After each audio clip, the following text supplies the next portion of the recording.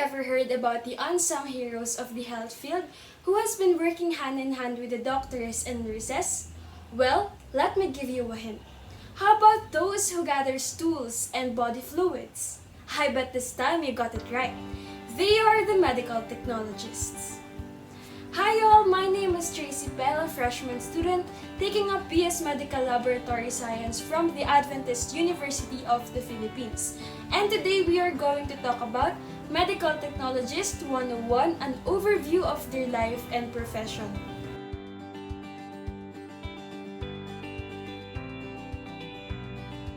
To begin, let us answer the question, what is medical technologist? I can still remember asking the same question back when I was in senior high school. People have different assumptions and interpretations saying that, they are ones who fix the technology in the hospital. They don't usually go to the wards, they are the same with nurses, and finally, that is the best pre-med course. So with all those in mind, I thought maybe being a medtech would give me a good background if in case I decided to go into medicine after college.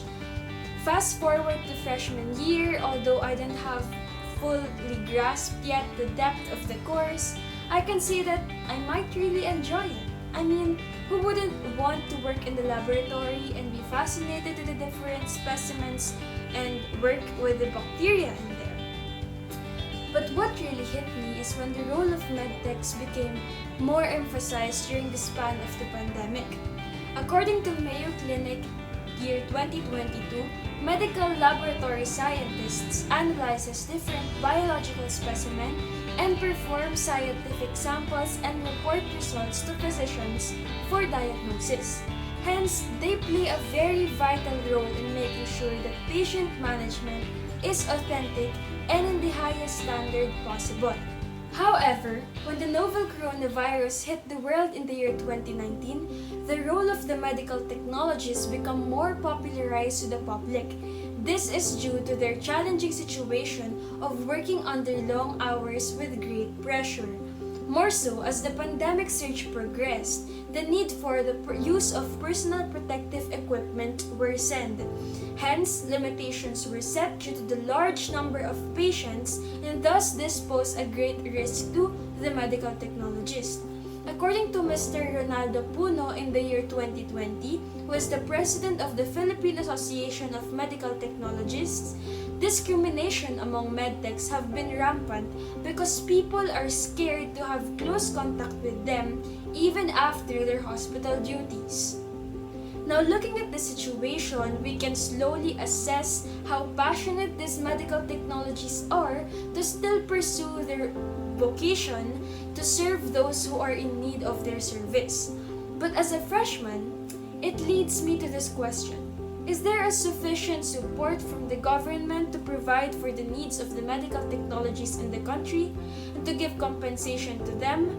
How about the workforce? Are there enough health professionals in the country? According to the World Health Organization in the year 2017, nurses outnumber other health workers in the Philippines, as there are 90,308 of them compared to the 13,413 medical technologists.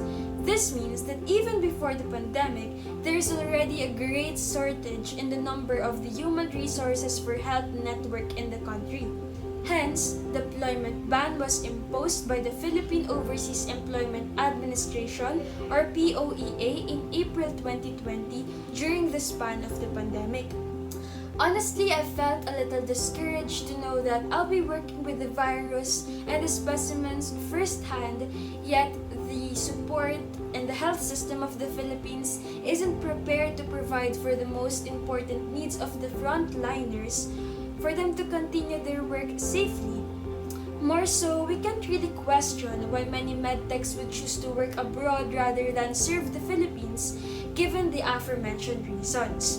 But one of the most important aspects here is that medical technologies are going beyond the norm because they are working not merely for money or compensation, but rather to fill in the lack of health workers in the country.